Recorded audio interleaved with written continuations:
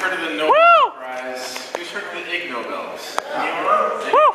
Alright, so there's this thing called the Ig Nobel, which is given out for things that are a little bit quirky. Things that the Nobel guys, might turn their nose up at.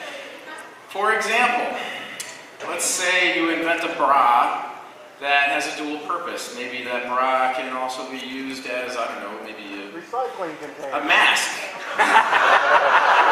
Oh, and not just a mask for you, when something blows up and you need to protect yourself from dust, but a mask for you and somebody nearby, some random stranger who wants to wear your decal.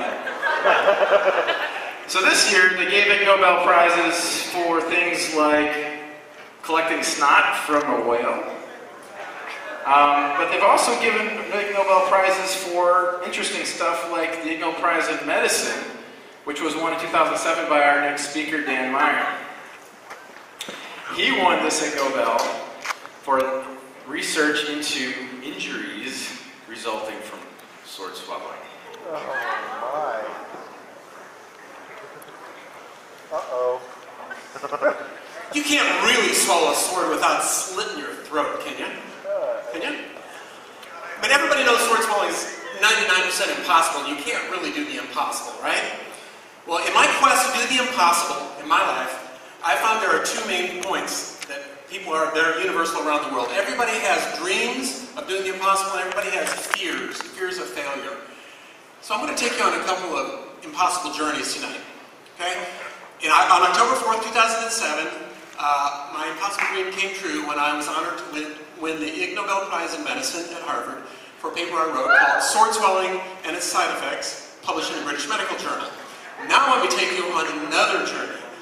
In 1967, this scared, shy, and skinny kid grew up with social anxiety disorder and fears. He had fears of everything: water, heights, snakes, spiders, sharks, doctors, nurses, sharp objects, and speaking before people.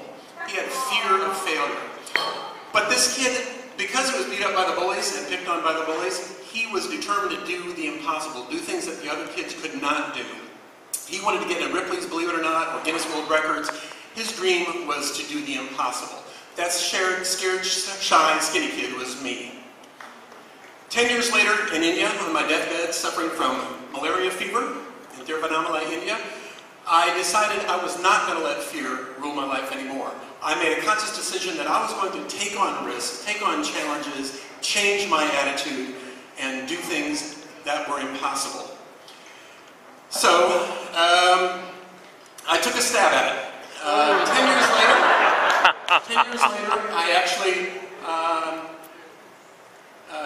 well, that night I had made a list of thrones or goals or major life goals I wanted to do in my life. I wanted to visit all the major continents, live with a tribe of Indians, work with a circus, climb to the top of the highest mountain in Scandinavia. I wanted to do the impossible. So I took a stab at it. 20 years later, I found out there were less than a dozen sword swallowers left in the world, and I decided I was going to try that. So I practiced for 4 years, 10 to 12 times a day, every day, about 13,000 unsuccessful attempts before I got my first sword down in 2001. Then I networked all the sword swallowers together into the Sword Swallowers Association and did a lot of research, including the sword swallower that you saw up there who had impaled his heart with his sword. Where does the sword really go when you swallow a sword? First, you have to repress the gag reflex in the back of the throat, find the right opening to the epiglottis, slide the blade down the esophagus, repress the peristalsis reflex in the throat, nudge the hardest side, relax lower esophageal sphincter, and slide the blade all the way down into the stomach past the liver and kidneys. That's how you swallow a sword.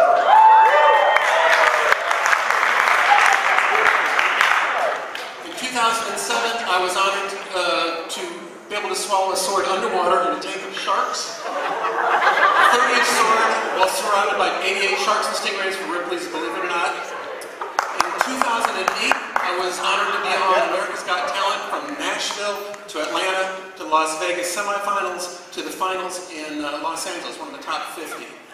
But it was not the fact that I managed to swallow a sword or win the Ig Nobel Prize or make it on Guinness or Ripley's or America's Got Talent that's incredible. The incredible thing is that a scared, shy, wimpy kid could overcome his fears, overcome his obstacles, and have the guts to stand up here to tell you about it tonight.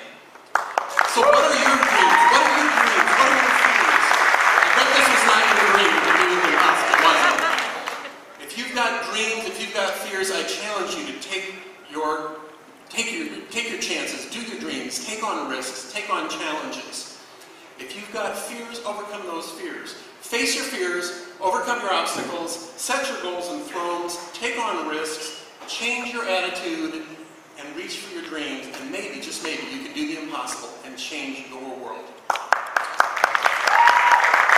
Now, if you see a sword in the future, if you see a table knife, if you're challenged by your own impossible challenge, I want you to think this. Remember that scared, shy, skinny kid, and if he can do the impossible, you can too.